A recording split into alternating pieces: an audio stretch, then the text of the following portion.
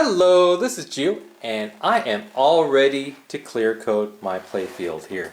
Now, in previous videos you saw me, of course, remove the playfield from the pinball machine, take components off, take Mylar off, clean it, paint it, touch-up paint, and although I could keep on doing touch-ups, you know, for the next year, because you will always find little something to improve, you eventually have to stop and decide when to clear coat.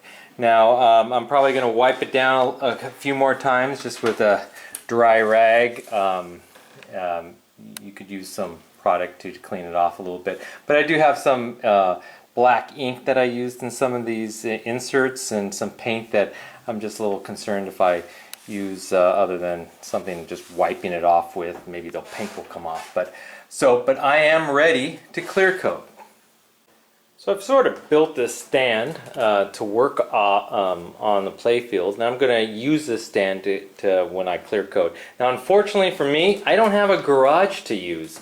I'm going to have to bring this playfield outside and do it in the elements, and there's a lot of issues with that, especially with insects and dust.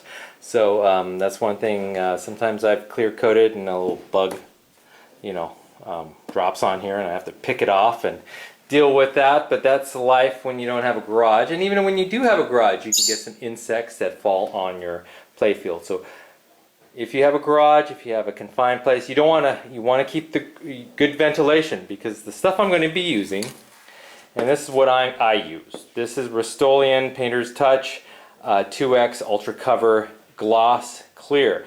The gloss will make it pretty much a mirror finish when we're done. Now I'm not using auto clear coat. I don't have the equipment for that, and that's even more of a hassle. There's a lot of people even brush it on. Now a friend told me to use this Rust-Oleum once. I used it on one playfield and it seems to work really well. It makes a good clear coat, hard, and it's easy to use. Now I'm going to probably use 6 to 7 cans of this stuff. This is probably about $3.50 to $4 a can, and for each coat I'm going to use one whole can. So I'm going to basically saturate it. Actually, kind of want to saturate it. You want the clear coat to almost like bead as a liquid on here. You don't want to just kind of do it lightly weight, do it lightly weight. You want it to basically be almost a pool of clear coat, and then let it dry. The reason you do that is it kind of does a self-leveling. If you look down here, especially in areas that I painted, you see a little bit of a depression here. As I build this up, this depression will almost go invisible, and you won't see this rim here. Also, the inserts are sometimes warped and are not flat, and so that will have to be built up with time as well. And so when you do this, so I'm just telling you ahead of time, since I'm not going to, the rest will just be video. But so I'm going to spray this, I'm going to let it harden for maybe a day or two, and then I'm going to sand it. Now the sandpaper I use between coats,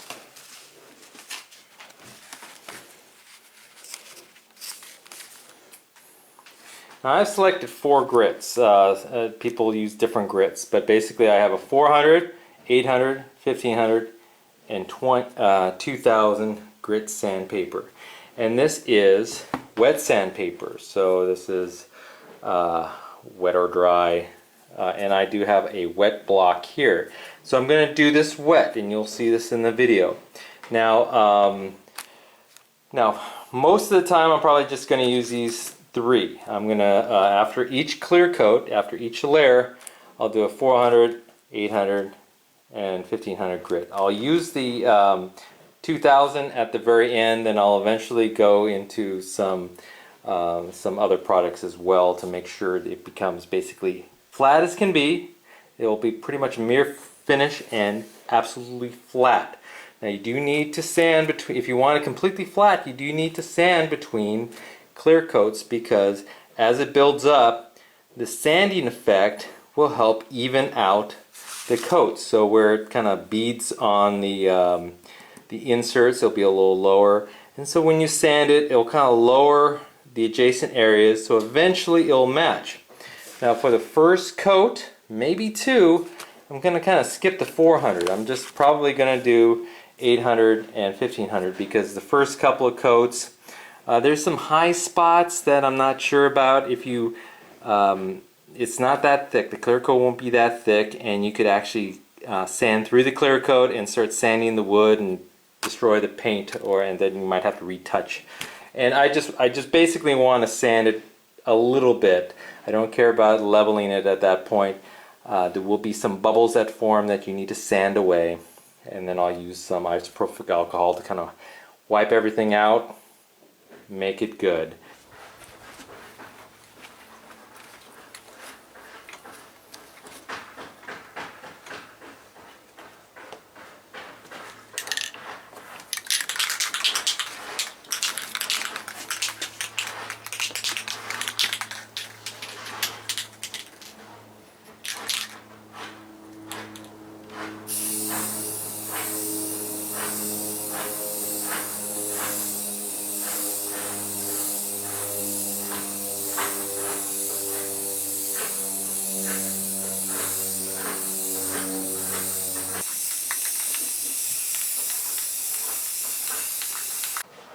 So after the first coat, you could see kind of the irregular nature of it. You can see where the touch-ups were. Let's see if I can get the right reflection here. Like right here, you can see where there's touch-up. Now that's all going to be built up over time and eventually will show as flat. And you could also see kind of the inserts. See how they kind of divot, and sometimes you get little bubbles forming around the inserts. Well, that's why you have to sand between. Okay, so we have about 6 coats of clear coat on this, and between each coat I've been using 800 grit sandpaper just to kind of lightly sand it, get some of the bubbles off that occur when you spray a clear coat, and just to kind of get some of the irregularities off. But not really a major sanding. After about 3 coats, I did do kind of a leveling sanding with 400 grit before I did the 800 grit, but that wasn't 100% necessary.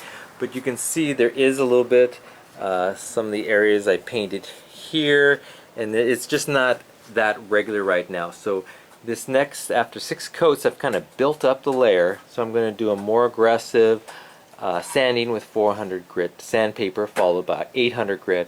Then I'll do a 7th layer and kind of see how flat I have it then, and then I'll see about sanding it again, maybe do an 8th layer of clear coat. I'm doing this wet sandpaper.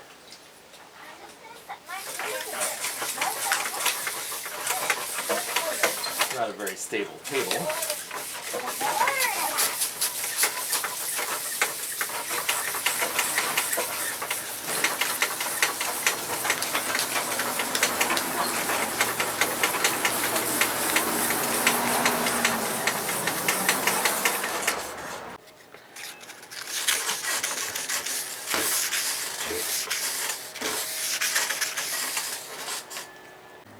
So here's after a little bit of sanding. You can see all the low spots. Since I'm using a flat block sander, a wet block sander, it's not really getting into these grooves or lower areas. And so you can kind of see that I do need to sand some more. And I'll be sanding for a little while until I feel that they're getting reasonably even. You want to be careful because there could be some high wood areas, and you can actually sand through the paint if you go through with the clear coat. But again, I have 6 coats of clear coat here, so I could probably sand down a little bit more. But you can see kind of as you sand, you kind of leave some residue here in these little holes.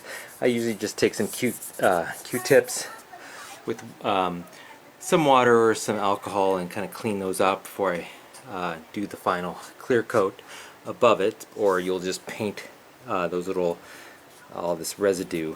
You'll just kind of cover that up with clear coat, which you don't want to do. But so I'll do some more sanding.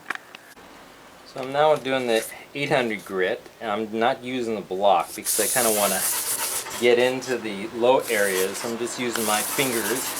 I'm trying to get into the low areas as well. This will not flatten it down, it's just kind of making everything regular.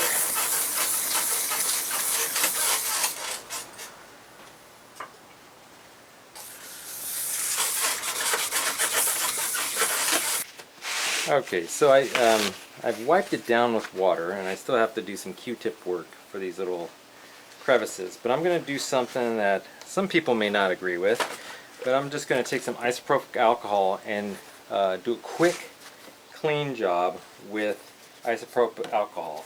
Now, the reason some people don't do this is because the alcohol will actually dissolve a little bit or soften the top coat of this.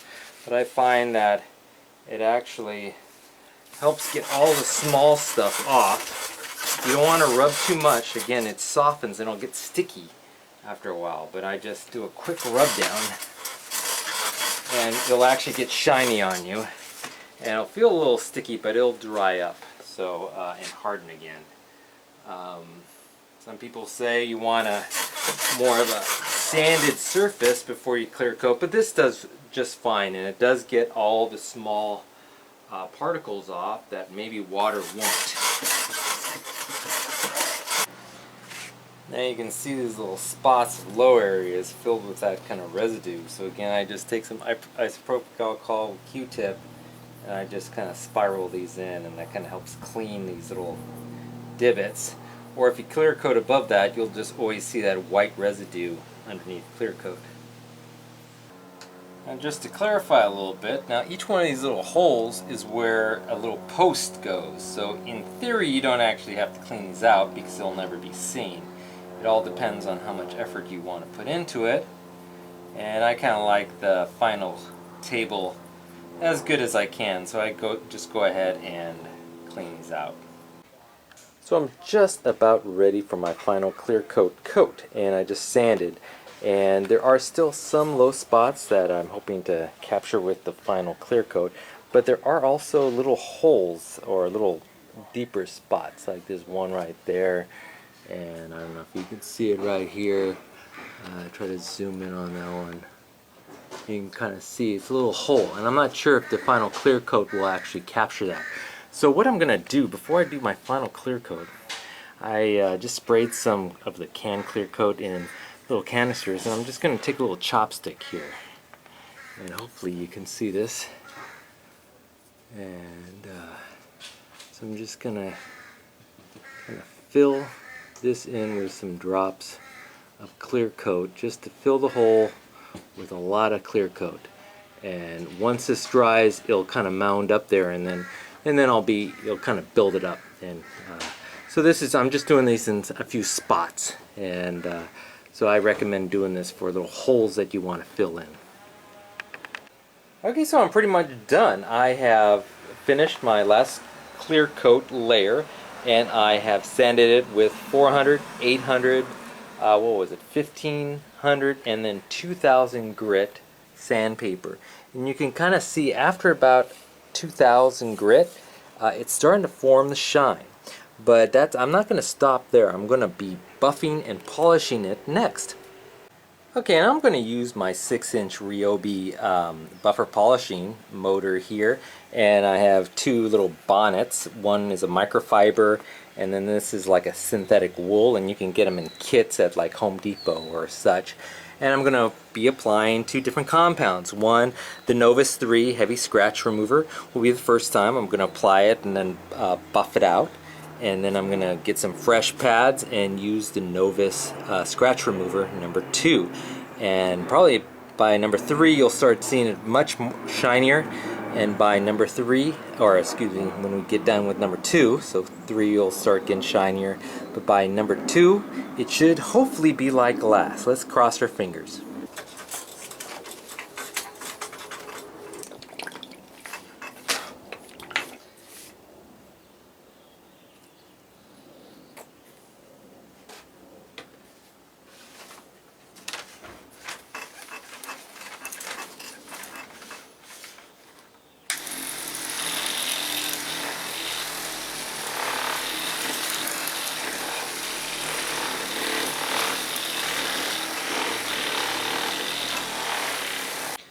Okay, I switched to the synthetic wool bonnet, and let's start polishing the Novus 3 side.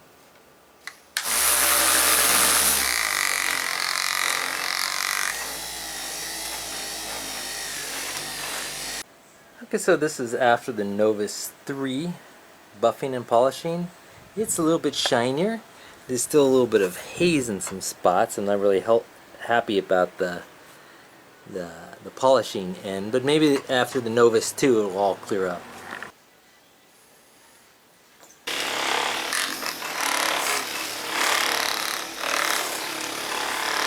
And wow, what a nice difference between the Novus 3 and 2. So the 2 really did polish it up really nicely. Actually, so much so that I'm actually seeing some flaws in my clear coat job, but it's fine. This is looking good. I think I'm going to go over the table one more time with the Novus 2 and see what it looks like after that. Alrighty, so it is pretty darn shiny. I'm pretty darn happy with how this turned out. I think I'll post after, well, I still probably have to wax this and then get all the components back on, of course, but I'm so happy with the outcome of this. There's a couple of flaws I noticed, a couple of little places I could have probably built up or sanded down with the clear coat a little bit more, but it's as probably good as I could ever get. You'll always see some flaws here and there, but this is pretty good. And so I think I'll probably post another video showing a before and after shot of this table, but I hope this video helped you out. It was a lot of hard elbow grease, sanding, and you know, doing all this work, but it was well worth it. So good luck on your project. Bye-bye.